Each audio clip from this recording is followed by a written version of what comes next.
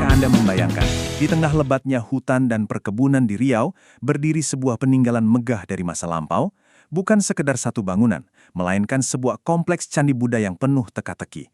Inilah Candi Muara Takus, satu-satunya di Tanah Riau. Hari ini, kita akan menelusuri jejak dan mengungkap misteri di baliknya. Ya, Anda tidak salah dengar. Saat kita berbicara tentang Riau, mungkin candi bukanlah hal pertama yang terlintas di benak kita. Namun, di sanalah letak keistimewaan Candi Muara Takus. Keberadaannya menjadi satu-satunya bukti fisik adanya kompleks percandian di provinsi ini, sekaligus penanda kuat bahwa ajaran Buddha pernah menjadi bagian penting dari sejarah wilayah ini. Sekarang, mari kita lihat lokasinya. Candi ini berada di Desa Muara Takus, Kabupaten Kampar. Jaraknya sekitar 135 km dari Pekanbaru. Mungkin saat ini lokasinya terasa cukup jauh di pedalaman, tetapi jangan salah, pada masanya lokasi ini sangatlah strategis. Letaknya yang berada di dekat Sungai Kampar Kanan menjadikannya terhubung langsung dengan jalur-jalur perdagangan kuno yang sibuk. Nah, agar penelusuran kita lebih terarah, kita akan membaginya ke dalam 5 agenda utama. Pertama, kita akan dalami mengapa candi ini disebut sebagai permata tersembunyi. Lalu, kita akan masuk ke misteri asal-usulnya dari era Sriwijaya. Setelah itu, kita akan melakukan tur virtual ke 4 bangunan candi di dalam kompleksnya, mengungkap kisah penemuannya kembali, dan terakhir, kita akan melihat upaya pelestarian warisan purbakala ini. Oke, mari kita mulai dari agenda pertama. Mengapa sebuah kompleks candi yang begitu signifikan dibangun di lokasi yang sekarang kita anggap terpencil?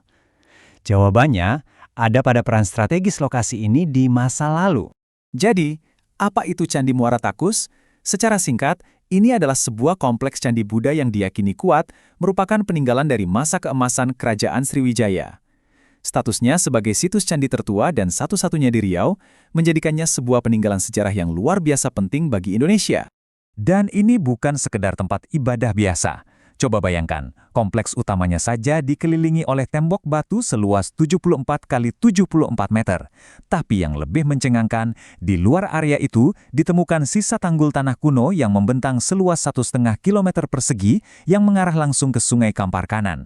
Ini adalah bukti kuat bahwa Muara Takus adalah sebuah pusat kegiatan yang sangat penting dan strategis. Sekarang, kita akan melompat lebih jauh ke masa lalu. Salah satu misteri terbesar yang menyelimuti Candi Muara Takus adalah pertanyaan yang sangat mendasar. Kapan sebenarnya kompleks mega ini dibangun dan oleh siapa?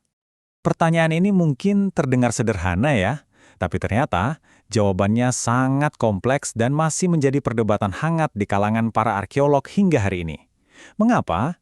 Karena tidak ada satupun prasasti di situs ini yang memberikan petunjuk tanggal pasti pembangunannya. Karena minimnya bukti, muncullah berbagai teori. Ada ahli yang berpendapat candi ini dibangun pada abad ke-4, ada yang menyebut abad ke-7, bahkan ada pula yang meyakini abad ke-11. Rentang waktunya sangat jauh bukan? Namun, di tengah semua perbedaan pendapat ini, ada satu benang merah yang disepakati bersama. Candi Muara Takus berdiri dan berkembang pada masa keemasan Kerajaan Sriwijaya. Nah, setelah kita membahas misteri usianya, sekarang mari kita masuk ke dalam kompleksnya. Kita akan melihat lebih dekat keunikan arsitektur dari 4 bangunan utama yang membentuk Candi Muara Takus.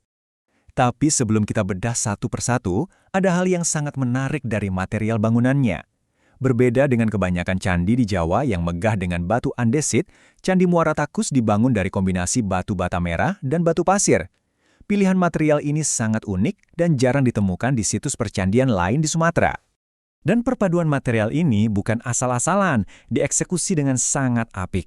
Batu pasir yang berwarna lebih terang tidak hanya berfungsi sebagai penguat struktur, tetapi juga menjadi aksen yang memperindah susunan batu bata merah. Kombinasi inilah yang memberikan karakter visual yang begitu khas pada Candi Muara Takus. Tur kita dimulai dari bangunan yang paling ikonik di kompleks ini, Candi Mahligai. Bentuknya yang menjulang tinggi seperti menara langsung mencuri perhatian. Inilah bangunan yang kondisinya paling utuh sehingga memberi kita gambaran terbaik tentang kemegahan aslinya. Di sini kita bisa membandingkan gambar dena arsitekturnya dengan wujud fisiknya saat ini. Bisa kita lihat betapa struktur stupa menara yang tinggi dan ramping ini masih berdiri dengan kokoh. Sebuah keajaiban mengingat usianya yang sudah berabad-abad.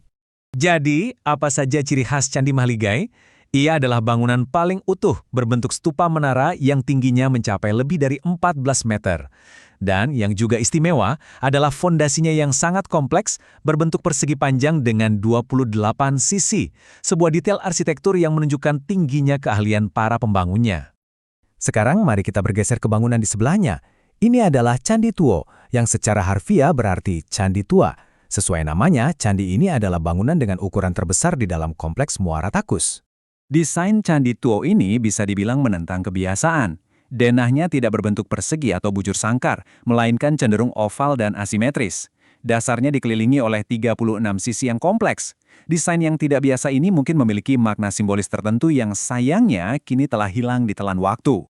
Secara ringkas, Candi Tuo adalah raksasa di kompleks ini, dengan pondasi seluas 32 kali 21 meter. Selain denahnya yang oval, ada satu keunikan lagi. Posisi stupa di puncaknya sengaja dibuat tidak simetris atau tidak berada tepat di tengah. Pilihan desain ini semakin menambah misteri pada fungsi dan filosofi bangunannya. Terakhir, ada dua candi yang ukurannya lebih kecil, Candi Bungsu dan Candi Palangka. Candi Bungsu ini sangat menarik karena strukturnya seolah-olah merupakan dua bangunan yang menyatu, satu bagian dari batu pasir dan bagian lainnya dari batu bata. Sementara itu, Candi Palangka adalah bangunan yang paling kecil dan sederhana, seluruhnya terbuat dari batu bata, dan para ahli menduga fungsinya adalah sebagai altar persembahan. Setelah kita menjelajahi keindahan arsitekturnya, sekarang mari kita lihat bagaimana candi yang sempat hilang dari catatan sejarah ini akhirnya ditemukan kembali, hingga bisa kita saksikan wujudnya yang sekarang. Jadi, setelah berabad-abad tersembunyi, Candi Muara Takus pertama kali dilaporkan keberadaannya pada tahun 1860 oleh seorang insinyur Belanda bernama Cornet de Groot. Penemuannya ini kemudian memicu serangkaian penelitian selama puluhan tahun. Puncaknya adalah proyek pemugaran besar-besaran yang dilakukan oleh pemerintah Indonesia dari tahun 1988 hingga 1993, yang dengan cermat menyatukan kembali kepingan sejarah ini. Pada bagian akhir penelusuran kita, mari kita lihat bagaimana kondisi Candi Muara Takus saat ini dan mengapa pelestariannya begitu penting sebagai warisan budaya bangsa yang tak ternilai. Saat ini, berkat pemugaran ekstensif, kompleks candi berada dalam kondisi yang sangat baik dan terawat. Situs ini berdiri sebagai bukti fisik yang tak terbantahkan mengenai sejarah perkembangan agama Buddha di Riau. Upaya pelestariannya pun berlanjut ke tingkat dunia, di mana pada tahun 2009, Candi Muara Takus secara resmi dicalonkan untuk menjadi situs warisan dunia UNESCO. Penjelasan kita pun sampai di sini. Candi Muara Takus bukanlah sekadar tumpukan batu bata kuno.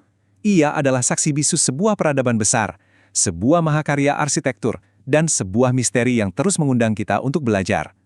Pertanyaan yang tersisa untuk kita renungkan bersama adalah, sebagai pewaris dari warisan tak ternilai ini, bagaimana cara kita memastikan kelestariannya agar dapat terus dinikmati oleh generasi-generasi yang akan datang?